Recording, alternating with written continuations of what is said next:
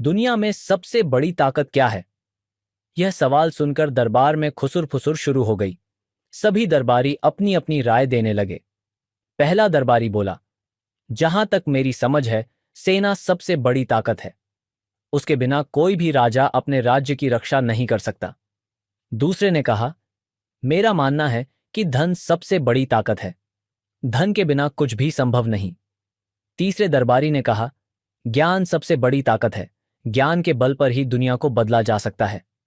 हर दरबारी ने अपनी राय दी, लेकिन अकबर को किसी का जवाब संतोषजनक नहीं लगा।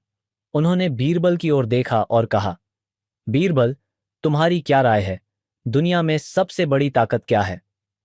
बीरबल ने मुस्कुराते हुए कहा, जहां इच्छा और बुद्धि का मेल होता है, वहीं सबसे बड़ी ताकत पैदा होती है। बिना इच्छा और बुद्धि के कोई ताकत अधूरी है। अकबर ने हैरानी से पूछा, बीरबल, यह तो सिद्धांत की बात है, इसे साबित कैसे करोगे? बीरबल ने जवाब दिया, जहां अपना, मुझे एक दिन का समय दीजिए, मैं इसे साबित कर दूंगा। अगले दिन बीरबल ने शहर के एक गरीब किसान को बुलाया। वह किसान सीधा सादा था और अपने परिवार का पालन पोषण बड़ी मुश्किल से करता था। बीरबल ने किसान से कहा, तुम्हें एक काम करना है। अगर तुम इसे पूरा करोगे तो तुम्हें बड़ा इनाम मिलेगा। किसान ने सहमति जताई। बीरबल ने उसे बादशाह के महल के बाहर एक बड़ा पत्थर रखने को कहा। पत्थर बहुत भारी था, लेकिन किसान ने अपने हृदय में इसे करने की इच्छा जगा ली। उसने पूरा जोर लगाया, फिर भी पत्थर हिला नहीं। बीरबल ने कहा, अब अपनी बुद्धि का इस्तेमाल करो। ताकत से यह काम संभव नहीं है। किसान ने थोड़ा सोचने के बाद आसपास से कुछ लकड़ी के डंडे और रस्सी का इंतजाम किया।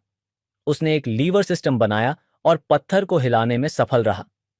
कुछ ही देर में उसने पत्थर को महल के द्वार पर रख दिया।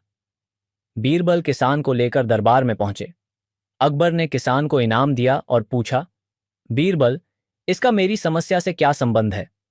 बीरबल ने समझाते हुए कहा, जहां अपना, यह किसान शक्तिशाली नहीं है, न ही उसके पास धन है, लेकिन उसकी इच्छा और बुद्धि ने मिलकर उसे असंभव को संभव बना दिया।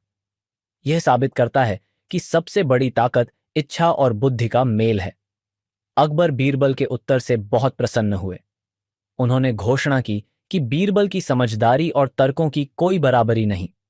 यह कहानी हमें सिखाती है कि जीवन में कोई भी समस्या हो, अगर हमारे पास उसे सुलझाने की इच्छा और बुद्धि है, तो हम उसे आसानी से हल कर सकते हैं। केवल बाहरी ताकत या संसाधन काफी नहीं है।